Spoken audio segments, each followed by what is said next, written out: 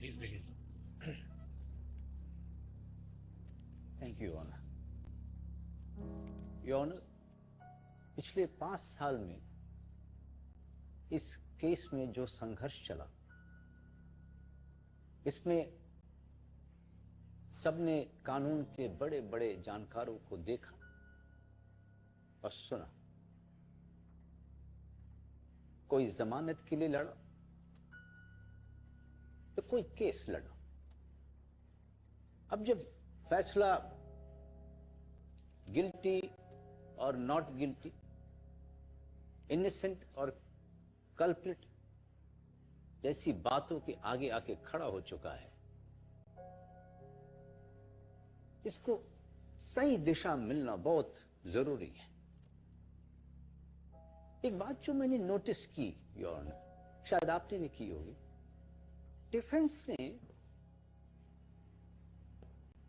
बाबा को डिफेंड करने के जितने भी जतन किए वो सब फेल हुए।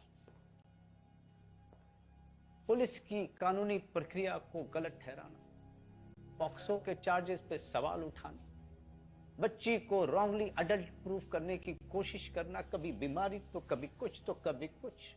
देखिए, मैं और जो भी मेरे अगेंस्ट में है यहां, शर्मा जी,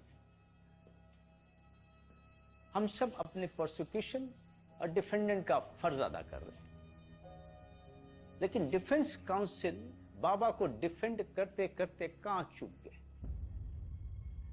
कहां चूक गए योर ऑनर? वो चूके एक जघन्य अपराध को समझने में, वो चूके पीड़िता की मनोस्थिति को समझने में, वो चूके इस बात को समझने में कि इस अपराध का समाज के ऊपर क्या प्रभाव पड़ सकता है।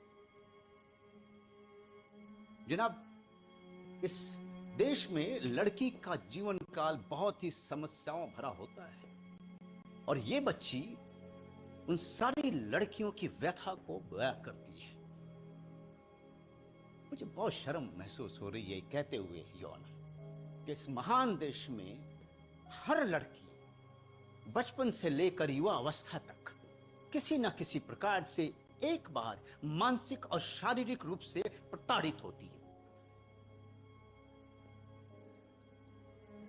इस पूरे प्रकरण में योर ऑनर, इस बच्ची में किसी को पीड़िता दिखाई दी तो किसी को पैसे बनाने का साधन, किसी को अपनी कुंठित वासना को पूरा करने की ललक दिखाई दी तो किसी को इसमें टीआरपी।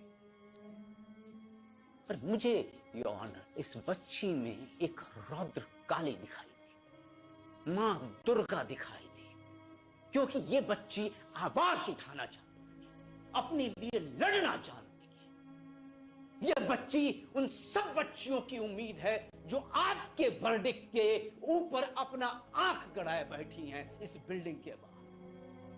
लेकिन हमारे डिफेंस काउंसिल के लिए यह केस घूम फिर के धर्म धर्म धर्म धर्म धर्म और धर्म से बढ़ के कुछ नहीं है योर ऑनर। अगर धर्म ही सब कुछ है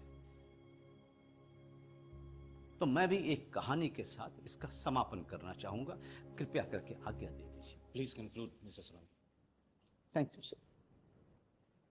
आप सब रामायण के बारे में तो जानते होंगे, आप जानते ही होंगे, जब प्रभु श्री राम ने युद्ध में रावण का वध किया था तो मरने के पश्चात रावण को मोक्ष की प्राप्ति नहीं हुई थी। रावण जो शिव जी के परम प्रिय भक्त थे, वो मरने के पश्चात सालों तक तपस्या करते रहे कि शिव जी उनको दर्शन दे और उनको क्षमा करें, मगर शिव जी ने ऐसा नहीं किया। ये सब देखकर पार्वती जी से रहा नहीं गया और वो दौड़ती हुई शिव जी के पास गई और बोली, हे प्रभु, आप इतने कठोर कैसे हो सकते हो? रावण जैसे अपने परम प्रिय भक्त को दर्शन क्यों नहीं दे रहे, उसको क्षमा क्यों नहीं कर रहे? शिव जी मंद मंद मुस्काए और कहा, हे पार्वती, इस संसार में कुकर्म को 3 भागों में बांटा गया है। पहला पाप जो आदमी कभी जाने कभी अनजाने में करता है, उसका निवारण प्रायश्चित करके, माफी मांग के और किसी और तरीके से भरपाई करके हो सकता है। दूसरा कुकर्म अति पाप के रूप में जाना जाता है, जैसे हत्या, अपहरण और जघन्य अपराध, उनकी भी कुछ हद तक माफी संभव है। मगर तीसरा कुकर्म महापाप के रूप में जाना जाता है, जिसकी कोई माफी नहीं है। इस पर पार्वती जी ने शिव जी को टोका और अचंभे से पूछा, हे प्रभु, रावण ने तो सीता जी का अपहरण किया था, वो तो अति पाप के रूप में जाना चाहिए, आप उसे महापाप क्यों मान? तो शिव जी मंद मंद मुस्काए और कहा, हे पार्वती, जिस पाप का प्रभाव पूरे संसार की मानवता और प्रभुता पर सदियों तक रहता है, वो महापाप के अंतर्गत आता है। मैं रावण को माफ कर देता अगर उसने रावण बनकर सीता का अपहरण किया होता, लेकिन उसने साधु का वेश धारण किया था, जिसका प्रभाव पूरे संसार के साधुत्व और सनातन पर सदियों तक रहेगा, जिसकी कोई माफी नहीं है योर ऑनर। और ये रावण है, रावण, इसे कतई नहीं छोड़ा जाना चाहिए। इसने गुरु भक्ति के साथ विश्वासघात किया है, मासूम बच्चों के साथ विश्वासघात किया है, इसने मेरे और हम सबके महादेव के साथ विश्वासघात किया है, उनका नाम इस्तेमाल कर एक जघन्य अपराध किया है। I claim a death penalty.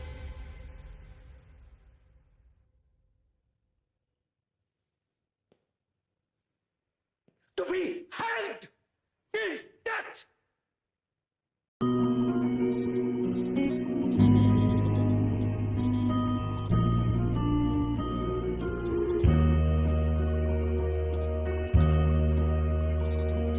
सारे जहां से अच्छा हिंदुस्तां हमारा, हमारा सारे जहां से अच्छा हिंदुस्तां हमारा, हमारा सारे जहां से अच्छा। हम बुलबुले हैं इसकी, ये गुलसिता हमारा, हमारा सारे जहां से अच्छा हिंदुस्तां हमारा, हमारा सारे जहां से अच्छा। पर्वत वो सबसे ऊंचा, हम साये आसमां का, वो संतरी हमारा, वो संतरी हमारा, वो पासबा हमारा, हमारा सारे जहां से अच्छा हिंदुस्तां हमारा, हमारा सारे जहां से अच्छा। मज़हब नहीं सिखाता